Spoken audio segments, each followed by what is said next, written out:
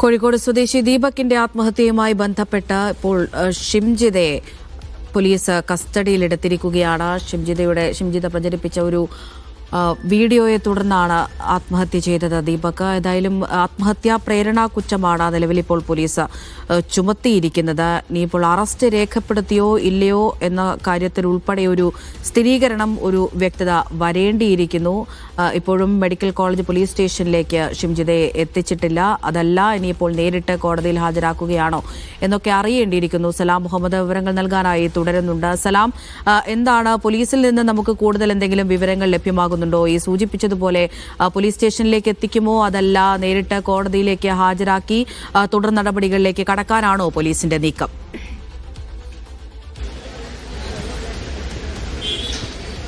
അമൃത, ഇതുമായി ബന്ധപ്പെട്ടുള്ള ഒരു ഔദ്യോഗിക സ്ഥിരീകരണം പോലീസിന്റെ ഭാഗത്തുണ്ടാകുന്നില്ല, അല്ലെങ്കിൽ പോലീസ് ഉദ്യോഗസ്ഥരൊന്നും തന്നെ പ്രതികരിക്കുന്നില്ല. ഇവിടേക്കാണ് കൊണ്ടുപോകുന്നത് അല്ലെങ്കിൽ കൊണ്ടുവരുന്നത് എന്ന കാര്യത്തിലൊന്നും തന്നെ ഒരു പ്രതികരണം പോലീസിന്റെ ഭാഗത്തുണ്ടാകുന്നില്ല. നമുക്കിപ്പോൾ ദൃശ്യങ്ങളിൽ കാണാം, നിരവധിയായിട്ടുള്ള ആളുകളാണ് കോഴിക്കോട് മെഡിക്കൽ കോളേജ് പോലീസ് സ്റ്റേഷന് സമീപത്തായി കൂടി നിൽക്കുന്നത്. ഇവരൊക്കെ തന്നെ ഈ പ്രതിയെ ഇവിടേക്ക് കൊണ്ടുവരികയാണെങ്കിൽ ആ രീതിയിൽ ഇങ്ങനെ വലിയ രീതിയിലുള്ള ആളുകൾ തടിച്ചുകൂടുന്നത് വലിയ പ്രതിഷേധത്തിനിടയാക്കും എന്നുള്ളത് കൂടിയാണ് പോലീസ് മുൻകൂട്ടി കാണുന്നത്. അതുകൊണ്ട് തന്നെ അങ്ങനെ ഇത്തരത്തിലുള്ളൊരു സാധ്യത തടയുക എന്നുള്ളത് ലക്ഷ്യം കൂടി പോലീസിനുണ്ടാകും എന്നുള്ളതാണ് മനസ്സിലാക്കുന്നത്.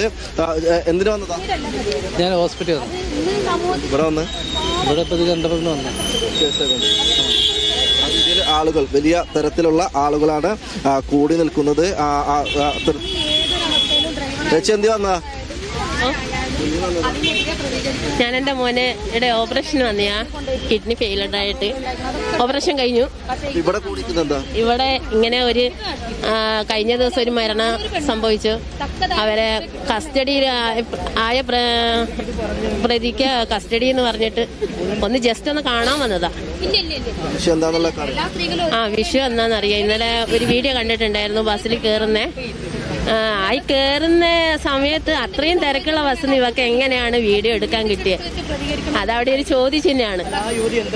അതവള് തെളിയിക്കേണ്ട ഒരിതുണ്ട്. മാക്സിമം കിട്ടുന്ന ശിക്ഷ അവക്ക് മേടിച്ചു കൊടുക്കണം. ഒരാളെ മരണത്തിന് ഈടാക്കിയ ഒരു സംഭവമല്ലേ. മാക്സിമം ശിക്ഷ ശരിക്കും പറഞ്ഞാൽ നാട്ടുകാർ അടുത്ത് തന്നെയാ കൊടുക്കണ്ടേ. ഞാൻ ഇവക്കടെ കൂടെ ഇവിടെ വന്ന്, എന്റെ വീട് വയനാട്ടിലാണ്. അപ്പൊ ഈ സംഭവം അറിഞ്ഞപ്പോ വന്നാലൊന്ന് കാണാമല്ലോ എന്ന് വിചാരിച്ച് ഇവിടെ വന്നതാണ്. ആൾക്കാരുടെ അഭിപ്രായം കേട്ടിട്ട് ആ മനുഷ്യനൊന്നും ചെയ്തിട്ടില്ലെന്നാണ് എന്റെ അഭിപ്രായം. എന്തോ അഭിപ്രായം ആളുകൾ പറയുന്നുണ്ട്. ഇപ്പോൾ നമ്മൾ ഒരാളുടെ പ്രതികരണം കേൾക്കാം. ഡ്രൈവറിനോട് പറഞ്ഞു. അപ്പൊ ഡ്രൈവർ എന്നോട് പറഞ്ഞു, ഇപ്പൊ ഞാൻ പ്രതികരിച്ച് ഇവിടെ ഇട്ട് തല്ലിയിട്ടുണ്ടെങ്കിൽ ബസ്സിൽ എല്ലാരും അവനെ തല്ലും. അപ്പൊ അവൻ ആദ്യമായിട്ടാണ് ആ ബസ്സിൽ ഞാൻ കാണുന്നത്.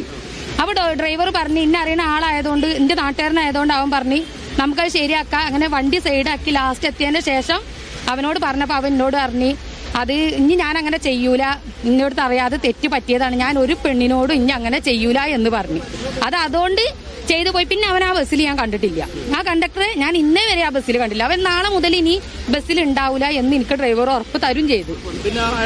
ഇല്ല, കണ്ടിട്ടില്ല. ആ ബസ്സിൽ നിന്നല്ല, ഞാൻ ആ ഏരിയയിൽ ഒരു ബസ്സിൽ അവനെ പിന്നെ ഞാൻ കണ്ടിട്ടേ ഇല്ല. പിന്നെന്തുണ്ടായി എന്നുള്ളത് എനിക്കറിയില്ല. അതുകൊണ്ട് നമ്മൾ പ്രതികരിക്കേണ്ട സമയത്ത് നമ്മൾ പ്രതികരിക്കണം. അല്ലാതെ പേടിച്ചിരുന്നിട്ട് ആണായാലും പെണ്ണായാലും നമ്മൾ പേടിച്ചിരിക്കണോണ്ട് കാര്യമില്ല. നമ്മൾ പ്രതികരിക്കേണ്ട സമയത്ത് പ്രതികരിക്കന്നെ വേണം. അത് ആരോടായാലും, അത് വലുതാണ് ചെറുതാണ് അതൊന്നും നോക്കേണ്ട ആവശ്യമില്ല. നമുക്ക് എന്താണോ പറയാനുള്ളത് അത് നമ്മൾ മുഖത്തൊക്കെ പറയാം.